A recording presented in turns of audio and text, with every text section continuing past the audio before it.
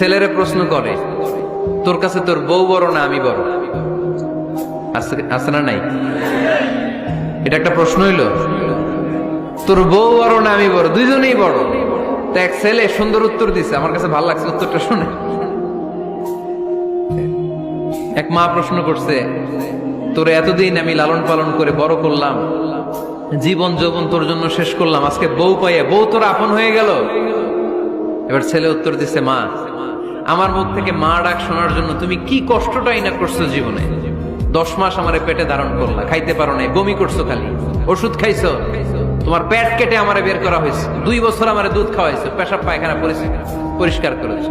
বয়স যখন 3-4 তখন তোমার আমি মা ডাকছি, এই মা ডাকটা শোনার জন্য তুমি এত কষ্ট করছো। আর আরেকবারের মাইয়া এই ঘরে আইসাই তোমার মা ডাকা শুরু করছে।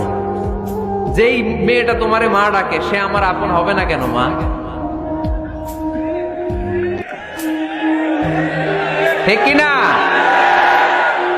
এই মা ডাক শোনার জন্য তুমি এত কষ্ট করলা, আমার লালন পালন করলা, 10 মাস পেটে ধরলা, পেশাব পায়খানা পরিষ্কার করলা, এরপরে মা ডাক শুনতে পারছো।